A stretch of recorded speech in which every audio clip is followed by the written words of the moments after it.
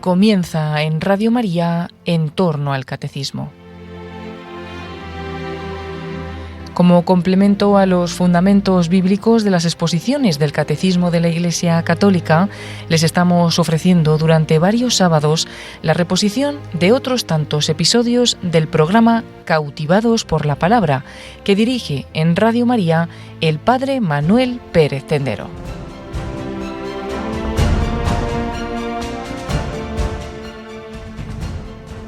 Saludos desde la provincia de Ciudad Real, en la tierra de las tablas de Daimiel y la motilla del Azuer. Bienvenidos por esta segunda semana a Cautivados por la Palabra. En el programa anterior hablábamos de una introducción general a la Biblia, a la Palabra de Dios.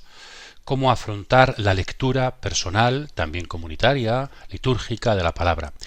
Una de las características principales, decíamos, era la historia, tener una especie de esquema claro sobre la historia bíblica.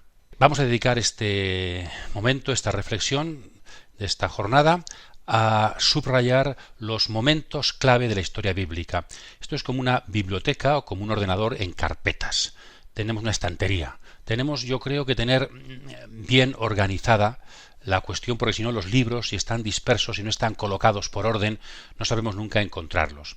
Entonces, que seamos capaces de colocar los personajes bíblicos, los libros bíblicos, en una historia general de la Biblia. Depende a quién le preguntemos, así nos diría las etapas. Como en este programa hemos tomado la opción de que sea de 10 en 10, diríamos 10 ideas principales, pues os invitamos a dividir la historia de Israel en 10 momentos fundamentales.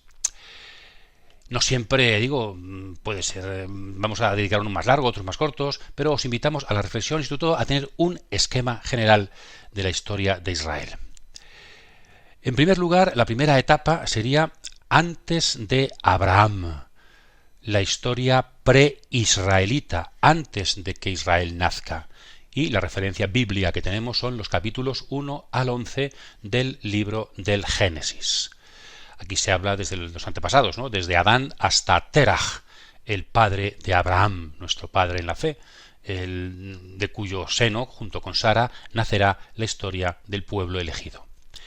El libro del Génesis divide esta historia simbólicamente en 20 generaciones, 10 antes del diluvio, 10 después del diluvio.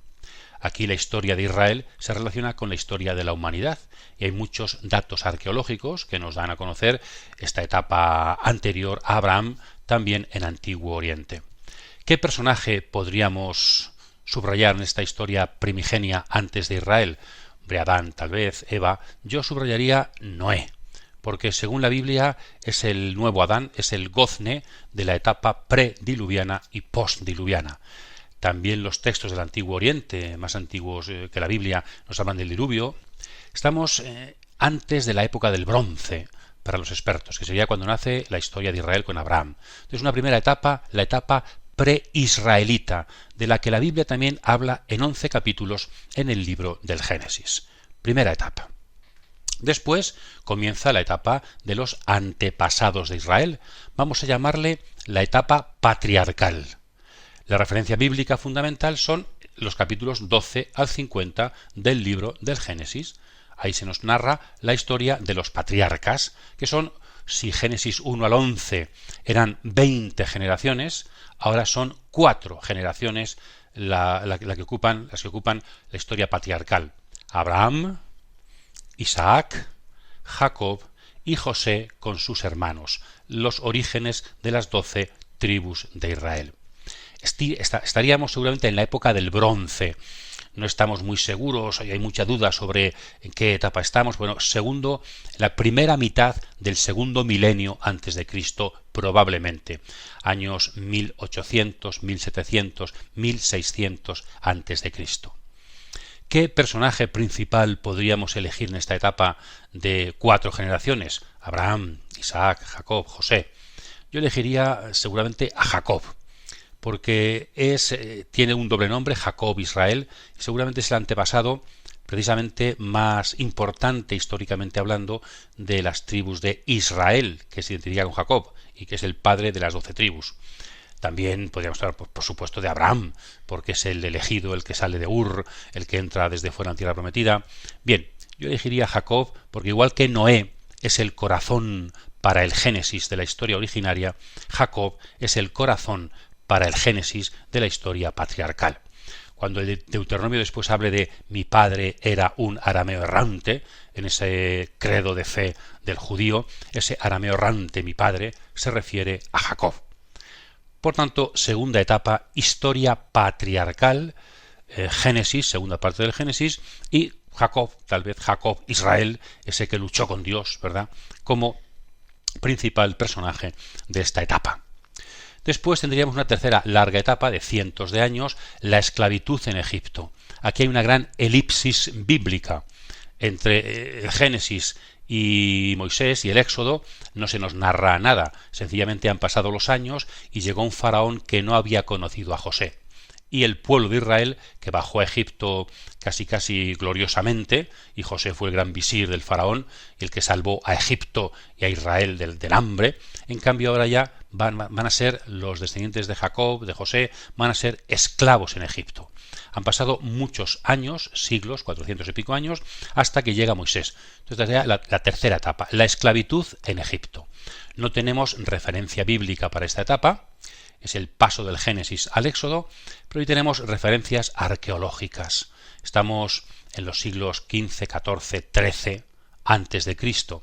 Quizá el personaje principal, permitidme que relacione esto con la historia universal, con Egipto, sería Amenofis IV, que se cambió el nombre por Ajenatón, ¿verdad? Ese faraón que intentó introducir el monoteísmo en torno al dios Atón, al disco solar, y también fundó una ciudad que ahora se han descubierto, una ciudad llamada también Ajenatón, que se han descubierto allí muchas cartas en arcilla, enviadas desde los reyes de Canaán, cuando aún Israel no ha conquistado. Entonces es un precioso testimonio arqueológico de Canaán mientras Israel todavía no ha llegado a Canaán. Es la Canaán preisraelita. Israel ya existe, los patriarcas ya han existido, pero Israel aún está en Egipto, aún no ha entrado en la tierra prometida. Algunos piensan quizá que ahí se habla de los Japiru como enemigos de los cananeos. Quizá hay una posible referencia a que ya están llegando los hebreos. Japiru, hebreos, están llegando a Canaán. Entonces, etapa fundamental de esclavitud en Egipto, etapa oscura, de la que la Biblia prácticamente no habla. Amenofis IV, el gran faraón de Egipto, que después pasó desapercibido porque quisieron borrar su memoria completamente, ¿verdad? Después se restauró el culto al politeísmo, el culto a Amón y a todos los demás dioses. Entonces, esta tercera etapa, donde Israel es esclavo en Egipto. También tenemos en Egipto muchas fotografías, habéis visto en algunos templos, de esclavos orientales trabajando con el ladrillo para la construcción de las ciudades o de algunos monumentos egipcios. La cuarta etapa sería una etapa fundamental, la etapa quizá más importante de la historia de Israel, que es el Éxodo, el camino por el desierto. Una generación, 40 años, la generación de Moisés. De hecho, es la referencia bíblica a esta cuarta etapa, es los libros del Éxodo, Levítico, Números y Deuteronomio. Estamos en el siglo XIII más o menos antes de Cristo, 1200 y pico antes de Cristo. Y de hecho esta etapa comienza con el nacimiento de Moisés, Éxodo, y culmina con la muerte de Moisés, final de Deuteronomio. Es la generación de Moisés. Aunque algunos hablan que es el paso de una generación, la de Moisés, a la siguiente generación, la de Josué. De hecho, toda la generación de Moisés se va a quedar muerta en el desierto, y del desierto va a pasar a la tierra prometida la siguiente generación, porque la primera, la de Moisés, por su pecado, no pudo pasar a la tierra prometida, no pudo culminar el Éxodo. Veis, si a 20 generaciones en el Génesis se dedican 11 capítulos, ahora a una generación se le dedican 4 libros, porque es la etapa más importante de la historia de Israel. Diríamos que la experiencia histórica fundacional de este pueblo es el Éxodo, y su carta magna nunca mejor dicho, su constitución fundamental está también ahí, es la ley, la Torá. Por tanto, historia y constitución se unen en la persona y las palabras de Moisés, en el Pentateuco, en el Éxodo de Israel, que va desde la esclavitud a la libertad que da la ley para poseer la tierra prometida, cumpliendo los caminos de Dios. La quinta etapa fundamental es la continuación de esta cuarta etapa. Moisés no finaliza el Éxodo. La quinta etapa sería la etapa de la conquista de la tierra. Estamos en torno al año 1200 a.C. La referencia bíblica fundamental es el libro de Josué, el gran conquistador. Y también un poquito hay referencias a ello en el libro de los Jueces, que nos cuentan una versión un poquito menos triunfal de la conquista de Canaán por parte del pueblo de Israel. Entonces también otra generación. De hecho, el libro de Josué finaliza con la muerte de Josué, sucesor de Moisés, y la muerte de Eleazar, hijo y sucesor del sacerdote Aarón, hermano de Moisés. Entonces es la generación que finaliza el Éxodo, otra etapa fundamental, la conquista de la tierra, que ya no es Torá, como veis, ya está fuera del Pentateuco, porque Israel, según la Biblia, tiene que seguir poseyendo la tierra si son capaces de cumplir la ley para que Dios les regale esa posesión. Entonces, quinta etapa, Israel llega por fin a la tierra prometida. Todo comenzó con el paraíso, ¿verdad?, donde Dios puso a Adán y Eva, y ahora el Éxodo termina en que Dios pone a su pueblo en la tierra prometida que mana leche y miel.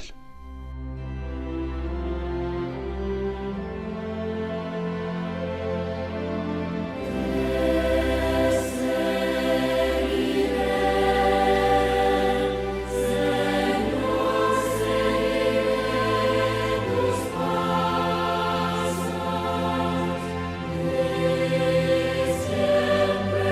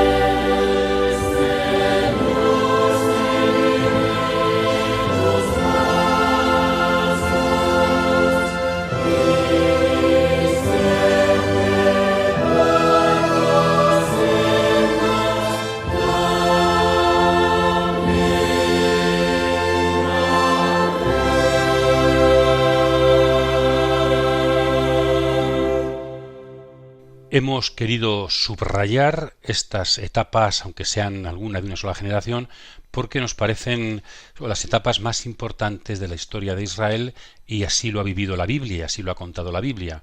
Los personajes que tendríamos, ¿verdad? Noé, Jacob, Amenofis IV, Moisés y Josué. Estos 5 personajes resumirían un poquito estas etapas de la historia bíblica que culminan en la conquista de la tierra prometida. Seguimos adelante. Después tendríamos la etapa de lo que se llaman los jueces, ¿no? Es una etapa también un poquito oscura, nos lo cuenta el libro de los jueces. También en esta época se situaría un escrito posterior, una especie de novela histórica, una especie de redacción sapiencial, el relato sapiencial, que sería Ruth, muy bonito, en la época de los jueces. Es la época tribal. Israel todavía no es un país unido.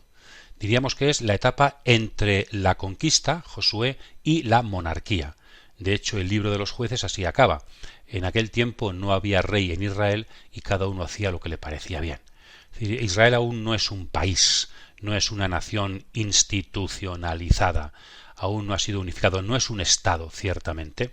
De hecho, si leemos jueces, vemos que las tribus existen, pero no están unidas. Las tribus no siempre participan juntas en luchas contra los enemigos. No hay los jueces no son de todo Israel, sino que cada juez gobierna o actúa de forma carismática en una tribu, en una etapa determinada.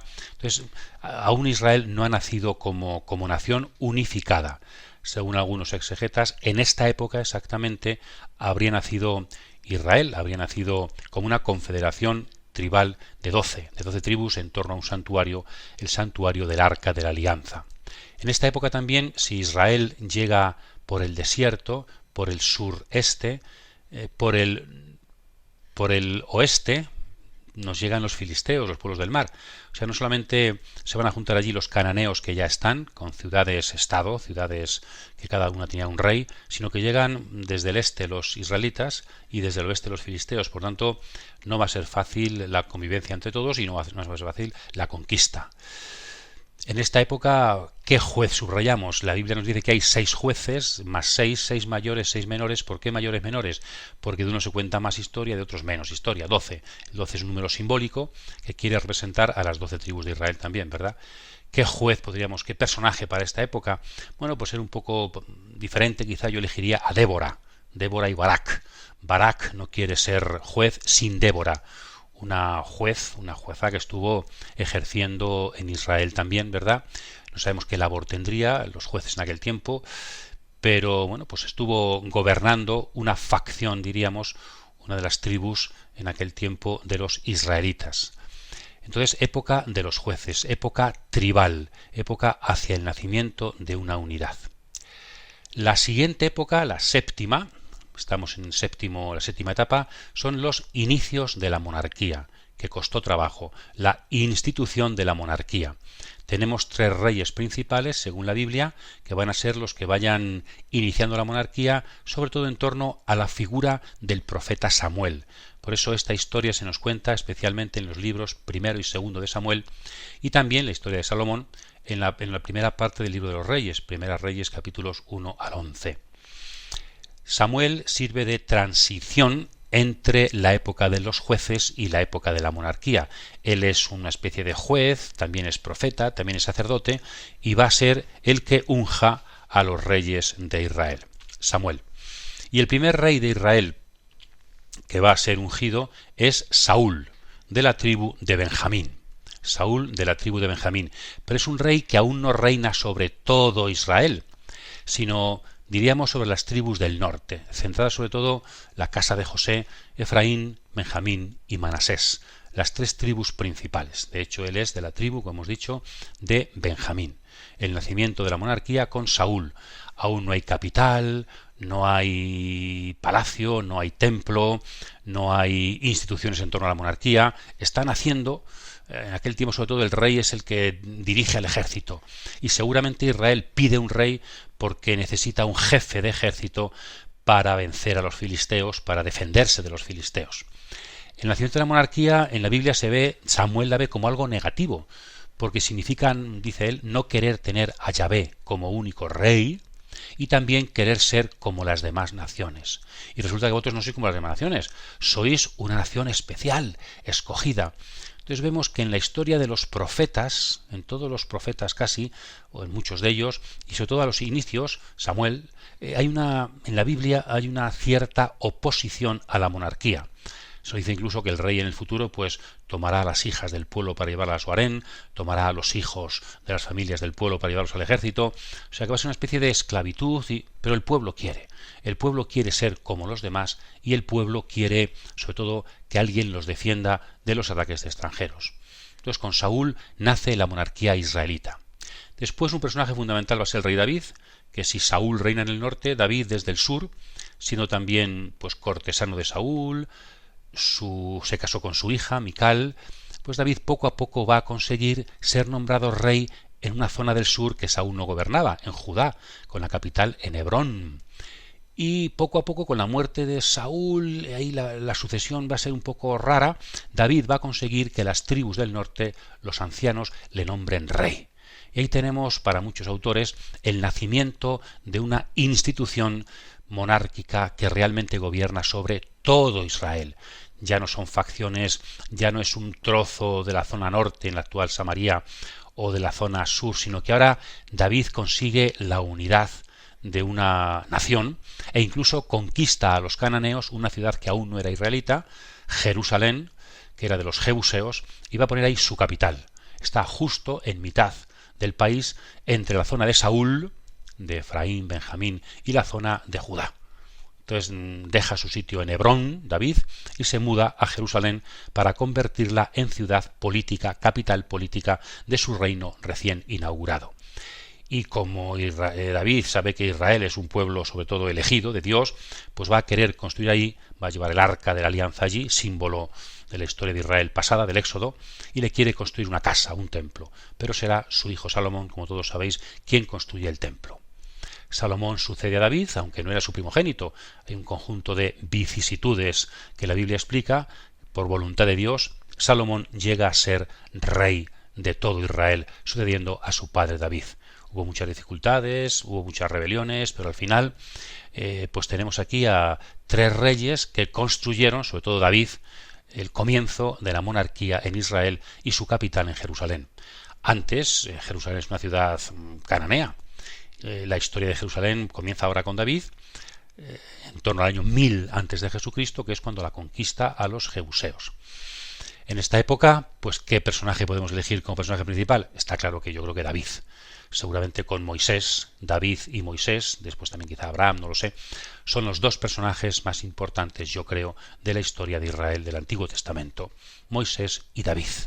Además, ambos representan dos visiones de la religión, ¿no? Moisés y la ley, que es lo fundamental, David y Jerusalén, el templo, la monarquía. Moisés es los profetas, David es los sacerdotes y los reyes. Son dos dimensiones que en la historia de Israel se van a ir, bueno, pues a veces con tensiones, a veces se llevan bien, pero bueno, son dos matices, diríamos, compatibles, muy compatibles, pero dos matices de comprender la religiosidad en Israel. Entonces, séptima etapa, la monarquía unida o los inicios de la monarquía. Esta etapa termina con el hijo de Salomón, con Roboam, que en Primera Reyes 12 se nos cuenta el cisma. Fue en Siquem, en la ciudad de Siquem. Ahí se produjo el cisma entre el reino del norte, donde reinó más o menos Saúl, y el reino de Judá, donde empezó allá por Hebrón reinando David. En el fondo, más que una división, es que David y Salomón no consiguieron del todo construir un país unido. No duró mucho, ¿verdad? Duró unos años de esplendor según la Biblia, se construyó el templo, se creó una institución, pero al final se rompió por el pecado del pueblo y dice también la Biblia, porque los reyes fueron poco sabios, fueron reyes necios que no supieron mantener la unidad en Israel. Entonces, séptima etapa, fundamental también.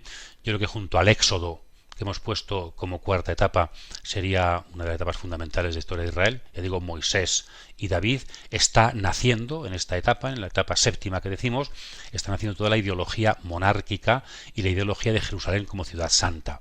El templo, la ciudad y el rey. Con el tiempo, pues se va a sacar de aquí también toda la ideología mesiánica. Cuando ya no haya rey, se espera un sucesor de David que será el Mesías.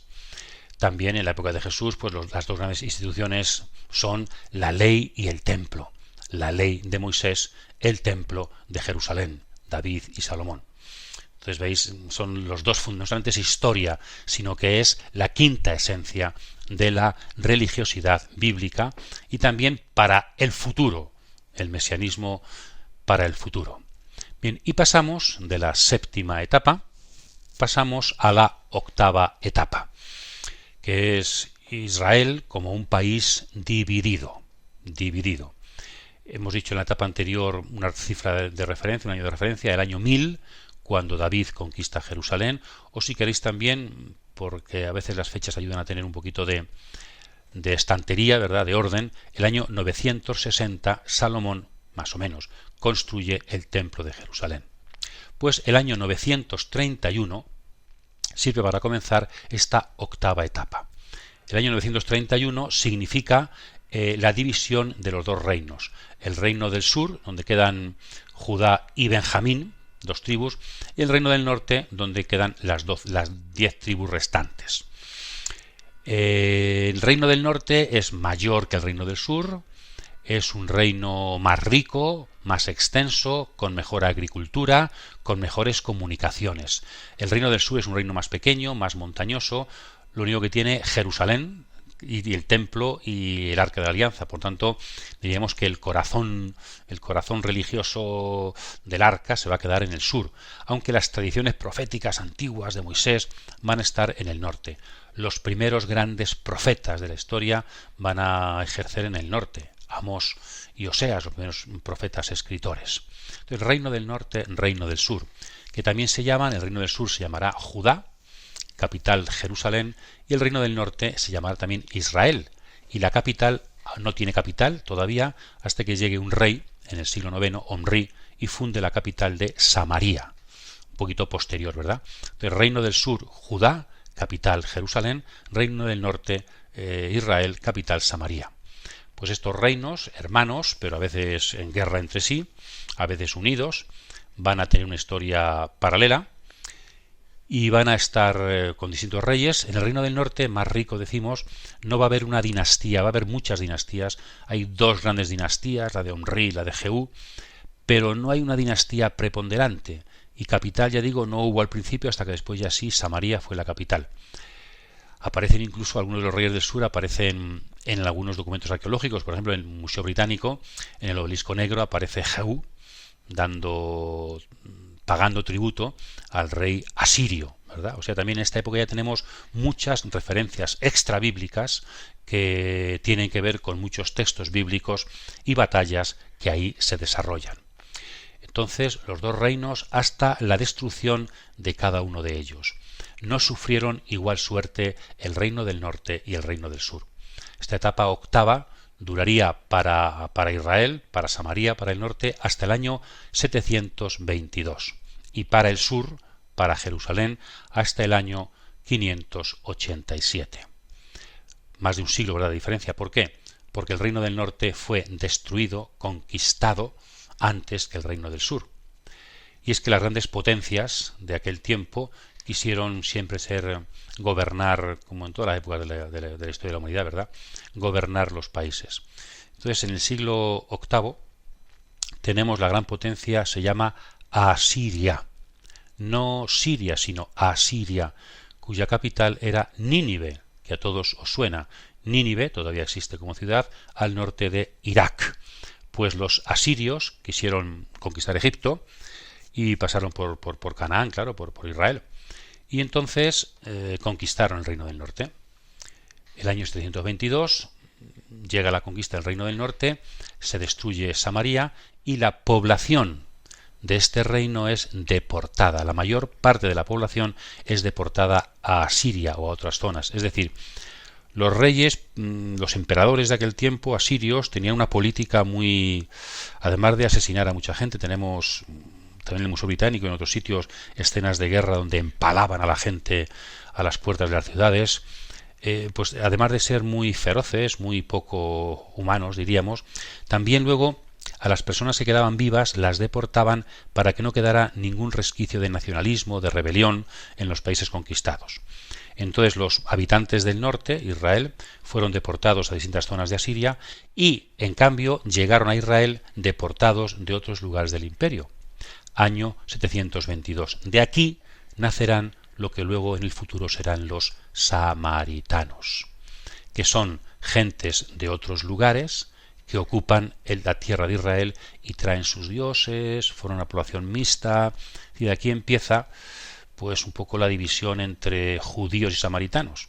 Los samaritanos no serían los herederos del antiguo Israel, aunque ellos creen que sí, del norte, sino que son una población extranjera que se asienta en estos territorios a partir del año 722. ¿Quién es el rey más importante del Reino del Norte?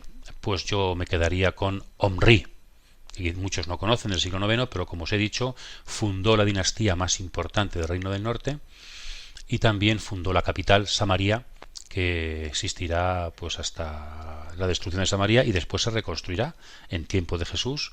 Herodes el Grande también reconstruirá Samaria con el nombre de Sebaste. Bien, esto es el Reino del Norte. ¿Y el Reino del Sur qué le sucede?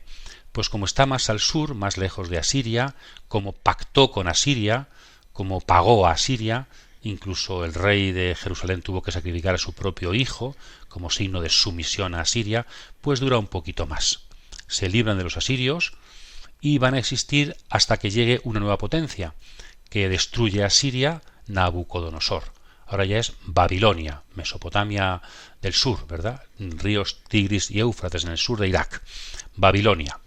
Nabucodonosor se convierte en el nuevo rey, el nuevo emperador del mundo, y sustituye al imperio asirio. Y entonces el turno le llega a Judá.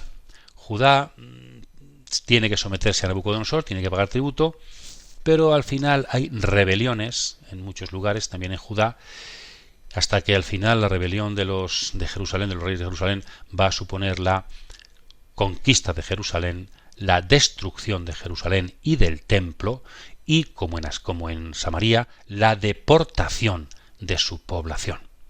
Año 587-586. Al final, Jerusalén sufre la misma suerte que sus hermanos y vecinos del reino del norte, que Samaria. En esta época está el profeta Jeremías, y su recomendación para el rey, a mí esto me parece muy actual, muy importante, muy interesante, era: dejad que Nabucodonosor os conquiste, rendíos y pagad de tributo, porque forma parte de la voluntad de Dios que seáis súbditos de Nabucodonosor. Sois muy pecadores, pueblo mío, dice Jeremías, y por tanto Dios quiere castigaros un poco. Aceptad ese castigo menor, que es someteros, para que no os llegue un castigo mayor, que será la aniquilación. Y Judá y sus reyes no hicieron caso a Jeremías, se rebelaron contra Nabucodonosor, pensando que podrían liberarse, y efectivamente al final Nabucodonosor conquistó Jerusalén, destruyó todo y deportó a lo principal de la población. Estamos en el año 587 a.C. Si hemos dicho que en el norte el rey principal era Omri, en el sur, a lo mejor no nos suena, pero tiene que ir sonándonos, el rey principal es Josías. El rey Josías fue el rey más importante de Judá, de Jerusalén, seguramente después de David y Salomón, porque fue un rey de grandes reformas que está muy unido, muy vinculado al libro del Deuteronomio y la ley que allá se promulga. Fue una reforma religiosa que unificó todo el templo de Jerusalén y bueno, significó una nueva etapa ciertamente de la historia de Judá, de la historia del Reino del Sur. Entonces, octava etapa, larga, compleja, porque tenemos dos reinos, norte y sur, Israel-Judá, dos capitales, Samaria y Jerusalén, y dos destrucciones. Los asirios destruyen Samaria 722 y los babilonios destruyen Jerusalén 587. Tenemos aquí las dos etapas, una etapa fundamental en la historia de Israel. Novena etapa. Vamos avanzando y tendríamos una etapa pequeña, pero la hemos puesto aquí porque creo que es fundamental, y es la etapa del exilio. La etapa del exilio. Es del exilio del Reino del Sur. El Reino del Norte, en Asiria, como os he dicho, desde el año 722, perdemos, de hecho se habla siempre de las 10 tribus perdidas de Israel. Hasta día de hoy no se sabe, ¿verdad? Desaparecieron. Estuvieron ahí, pues fueron asimiladas seguramente en los grandes imperios, las grandes zonas del imperio asirio. Pero estas dos tribus en torno a Jerusalén, Judá y Benjamín, fueron deportados a Babilonia, pero estuvieron un tiempo, no todos. Cuando hablamos de deportación no es el 100% de la población, sino pues los políticos, la aristocracia, los herreros, los que podían ser soldados, ¿verdad? Los principales fueron deportados a Babilonia. Pero no van a estar ahí toda la vida, sino que de Babilonia van a regresar a Jerusalén. El exilio entonces comienza. Hay un doble o un triple exilio. 598 se deporta al rey, algunos, y sobre todo 587 a.C., lo hemos dicho antes, el gran exilio, destrucción de Jerusalén. Pues el año 539, Ciro, un nuevo imperio. Los imperios, como veis, se van sucediendo y van a influir mucho en la historia de Israel. Los asirios dan paso a los babilonios y ahora los babilonios son conquistados por los persas. Ciro, el Medo, rey de Persia, consigue entrar en Babilonia y trae un nuevo estilo de gobierno. Muchos dicen que Persia fue el primer gran imperio de verdad de la historia, porque es tan grande que permite a cada pueblo vivir su propia idiosincrasia, vivir con sus propias tradiciones. Y entonces lo tenemos al final de Segunda Crónicas, al principio del libro de Esdras, tenemos también en Isaías, referencia a Ciro, rey de Persia, permite que todos los pueblos, también los judíos, regresen a su tierra y reconstruyan el templo. Por lo tanto, el exilio va a tener una duración que no va a ser muy larga, como Jeremías también profetizó. Del año 587 hasta el año, empezaron a poder volver, año 539. A ver, no empezaron a volver todos, costó volver. De hecho, hay un profeta, que es un profeta anónimo dentro del profeta Isaías, los capítulos 40 al 55 de Isaías, el segundo Isaías se le llama, que está en Babilonia animando a regresar, porque los judíos ya se habían establecido en Babilonia y les costaba regresar. Entonces anima a regresar, un nuevo éxodo, como cuando Moisés, para que regresen a Jerusalén y reconstruyan el país y el templo. Entonces el exilio duraría del año 587 hasta el 539 y posteriores. Quizá podemos poner como fecha también principal el año 515. Yo diría el 587 al 515, ¿por qué? Porque es de la destrucción del templo, del primer templo, del templo de Salomón, 587, a la reconstrucción del templo. Después de regresar y unos años ahí de dudas y tal, con la ayuda de los profetas, con el incentivo de... Pues el año 515 se reconstruye el templo. Comienza la época del segundo templo. Entonces, novena etapa, la época del exilio. El exilio en Babilonia. Esta etapa es una etapa gris, es una etapa de derrota, es una etapa de opresión. Hay un salmo que lo explica muy bien, 137. Junto a los canales de Babilonia nos sentamos a llorar, con nostalgia de Sión, con nostalgia de Jerusalén. Y nos pedían un cantar, cantadnos un cantar de Sión. Pero ¿cómo cantar un cántico de Sión en tierra extranjera? Si me olvido de ti, Jerusalén, que se me parece la mano derecha, que se me pegue la lengua al paladar, si no me acuerdo de ti. Entonces ese salmo expresa muy bien la sensación de los desterrados. O también los que quedaron en Jerusalén, los poquitos pobres que quedaron en Jerusalén, libro de las lamentaciones. Cómo están, allí quizás hasta se rezaban, ¿no?, en las ruinas del templo. Podéis, yo os invito a leer Lamentaciones, 5 lamentaciones que tenemos en la Biblia, las que se atribuyen a Jeremías, leídas imaginando las ruinas del templo. La gente que quedó en el templo, unos llorando en Babilonia y otros llorando en Jerusalén por la destrucción de la ciudad y la destrucción de la casa de Dios, del lugar que simbolizaba la elección de Dios. Entonces, etapa fundamental del exilio.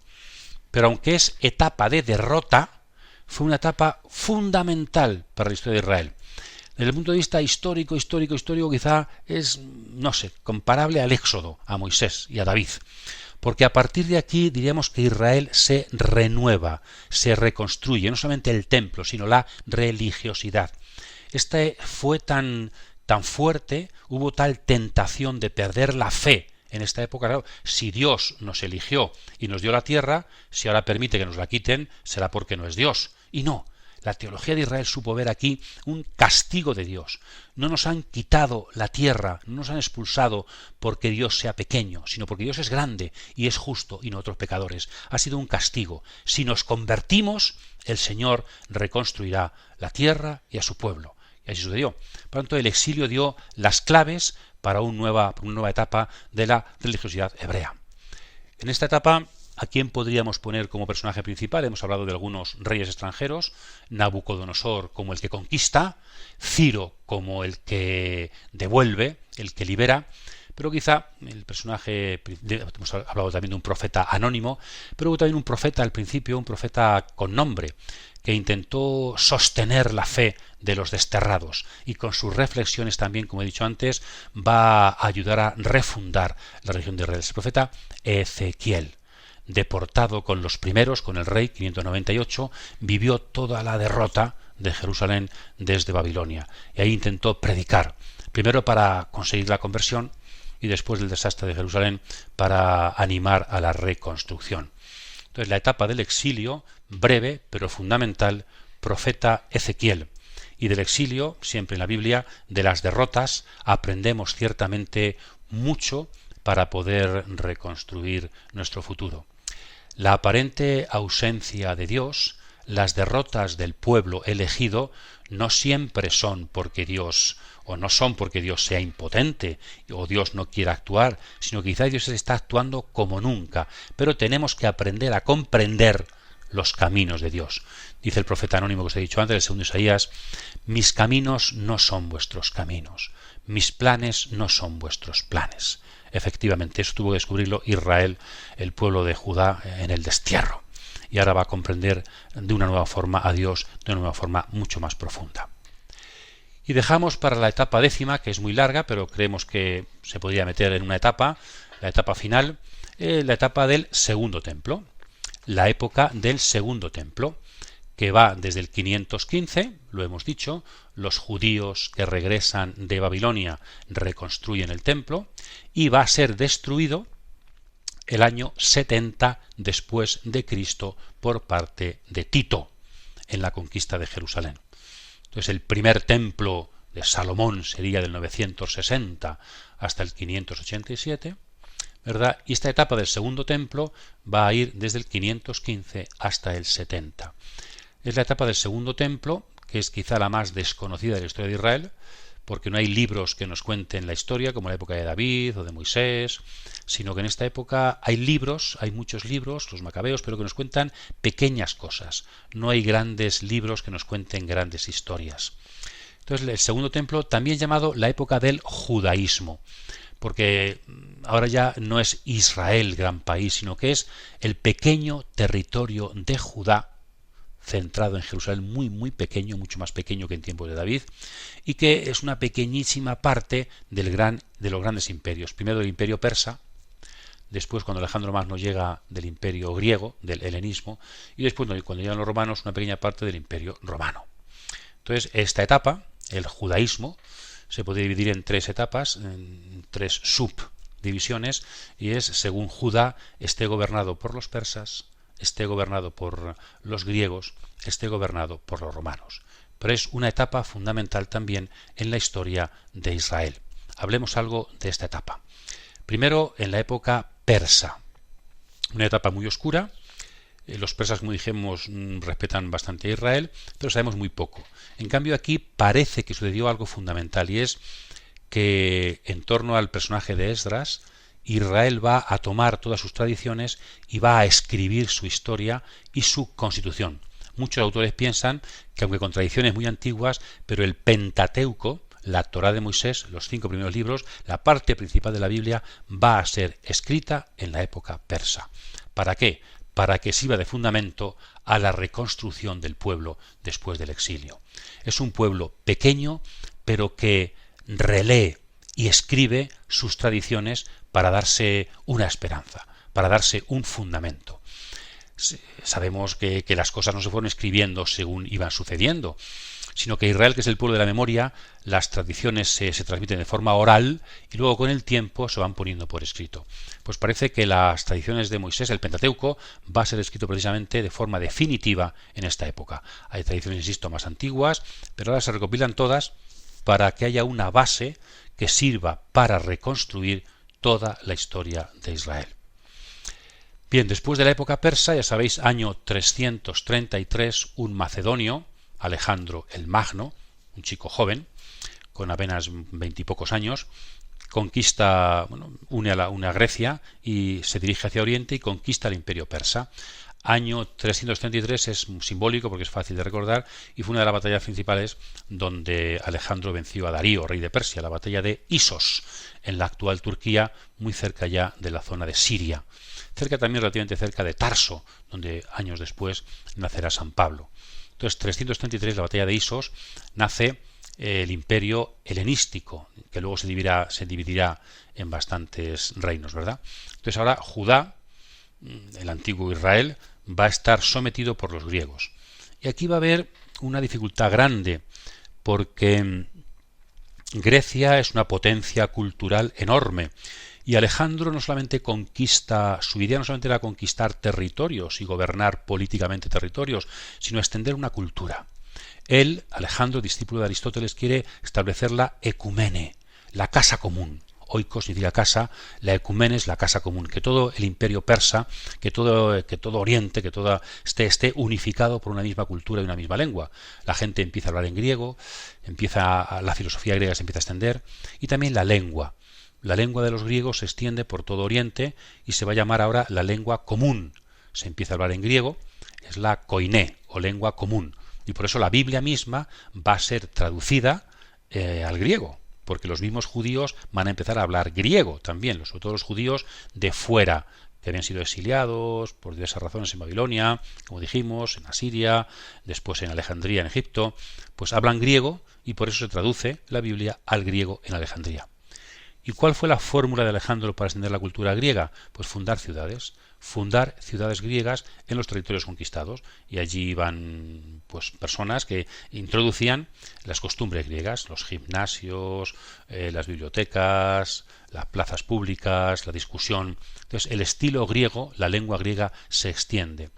Claro, ¿cómo afecta esto a la religión judía? Y esto es muy actual también. ¿Cómo dialogar cultura pagana, griega, con religión judía? ¿Son compatibles? ¿Son incompatibles? ¿Cuál debe prevalecer?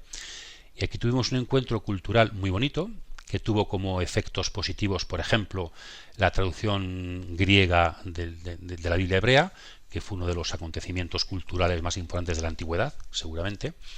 Pero también hubo encuentro negativo, encontronazos, porque algunos judíos pensaban que tampoco pasaba nada porque lo griego se aceptara 100%, que Zeus y Yahvé eran lo mismo, que un templo a Zeus y un templo a Yahvé eran lo mismo. Esto lo pensaban no solamente los paganos, sino algunos judíos, es decir, la asimilación. En cambio, hubo otros judíos que decían que de eso nada, que la cultura griega, bueno, pero con un límite. Israel tenía que seguir fiel a sus tradiciones, al judaísmo, aquí está la palabra judaísmo. Dios es el único, Yahvé no se confunde con otros dioses. Esto llevó incluso a una guerra, como todos sabéis, la rebelión de los macabeos, que fue en la época de los griegos, ¿no? Entonces, muy interesante también para reflexionar no solamente sobre aquella época histórica, sino de todas las épocas históricas. Cómo dialogar, cómo compatibilizar la cultura pagana con la religión judía. El logos griego, diríamos, la razón griega, ¿verdad? Cómo compatibilizarla con la fe judía. Después hubo autores, más tarde, el libro de la sabiduría, Filón de Alejandría, que verán muy compatible esto. Pero en el siglo II los macabeos lo vieron poco compatible, porque había gente que incluso perseguía a los que no se asimilaban. Entonces, época griega, una etapa muy bonita, con mucho fruto positivo, pero también muy difícil. Ya digo, hubo libros bíblicos que se escribieron por influencia griega. El más bonito de ellos y el más influido por los griegos es el libro de la sabiduría, que es un texto precioso, de una teología preciosa, que une muy bien tradición judía y cultura griega. Pero hubo también desencuentro. Nunca es fácil, hay que saber discernir para unir la cultura judía, la cultura griega, pagana, con la fe judía, en este caso el nuestro, con la cultura cristiana. Después, ya en el siglo I llega a Roma, Pompeyo, y domina Jerusalén, y en esta época, pues una persona muy inteligente que era Herodes, que no era judío, consigue ser nombrado rey, y vamos a tener una de las épocas más esplendorosas de la historia de Israel, la época de Herodes el Grande, que es nombrado rey año 40 a.C. y muere el 4 a.C., la época herodiana. prácticamente la mayor parte de lo que se encuentra ahora mismo en las excavaciones arqueológicas de Israel son cosas de la época de Herodes. Y en esta época nació Jesús de Nazaret. Por tanto, antes del año 4 a.C. Y sabéis que hubo ahí un error de cálculo por un monje posterior, y por eso vamos un poquito descolocados. El año 0 se calculó mal, porque cuando Jesús nació nadie se enteró, no, el Imperio Romano no cambió el calendario. Fue siglos después el Imperio Bizantino el que calculó cuando nació Cristo para poner el calendario según Cristo. Pero hubo un pequeño error, pequeño, muy breve, de 5, 6 años, 4. Y entonces pues vamos un poquito descabalados, ¿verdad? Pero en esta época, en la época romana, en la época de Herodes el Grande, nació Jesús y nació el cristianismo. Esta época bíblica termina con el año 70 después de Cristo, cuando la rebelión judía es sofocada por Tito y se destruye el templo. Incluso se cambia el nombre de la ciudad, ya no es Jerusalén sino Aelia Capitolina, y el nombre del país ya no es Judea sino Palestina, el territorio de los antiguos filisteos. Adriano el emperador no quería que quedara rastro de los judíos, y los judíos son expulsados de Jerusalén. Podrán volver luego solo mucho más tarde con el emperador cristiano Constantino. Bien, y a partir del 70 termina la época bíblica, diríamos, y ya comienza hasta hoy la era común, la época sin templo, que podríamos llamar judaísmo rabínico. Entonces hemos resumido en 10 etapas la historia de Israel, la última etapa un poquito más larga, pero por unificarla en torno a la figura del judaísmo, ¿verdad? El segundo templo. ¿Qué figura podríamos elegir, y terminamos aquí, de esta etapa última y tantos importantes, ¿verdad? Judas Macabeo, Alejandro Magno como extranjero, bien, aunque también es una época muy desconocida, Esdras, bien, hay personajes también importantes, Esther, que salvó a su pueblo del exterminio. Yo subrayaría evidentemente Jesús, pero este es subrayado más allá de todo personaje. Pero yo subrayaría la figura de María de Nazaret en esta 10ª etapa, porque ella es el signo de ese Israel fiel y sencillo, que en lo pequeño, fuera de los lugares importantes, lejos de Jerusalén, Galilea, fijaros, en Nazaret, va a hacer posible que Israel dé a luz al Mesías. María representa la continuidad entre la elección del pueblo elegido y el nuevo comienzo que inicia con Jesús de Nazaret, el Hijo de la mujer, el Hijo de Dios. Tanto María es clave en esta etapa, también una forma de afrontar ese difícil diálogo entre cultura pagana, fe cristiana. María, la actitud de María siempre nos ayuda a entender esto correctamente. Bien, pues 10 etapas que os invito a escribir, si queréis, a repasar. Hay otra forma de verlas, pero que nos quede un esquema más o menos general de la historia bíblica para que ahí podamos colocar personajes, libros, y tengamos luego donde encontrar en nuestra propia biblioteca de la Biblia, en nuestra propia cabeza, podamos situar los personajes, acontecimientos y libros de la Biblia. Desde Daimiel os saludamos a todos, los oyentes de Radio María. Que el Señor no deje siempre de bendeciros a todos. Que paséis una muy feliz semana. Finaliza en Radio María En torno al Catecismo, como complemento a los fundamentos bíblicos de las exposiciones del Catecismo de la Iglesia Católica. Les estamos ofreciendo durante varios sábados la reposición de otros tantos episodios del programa Cautivados por la Palabra, que dirige en Radio María el Padre Manuel Pérez Tendero.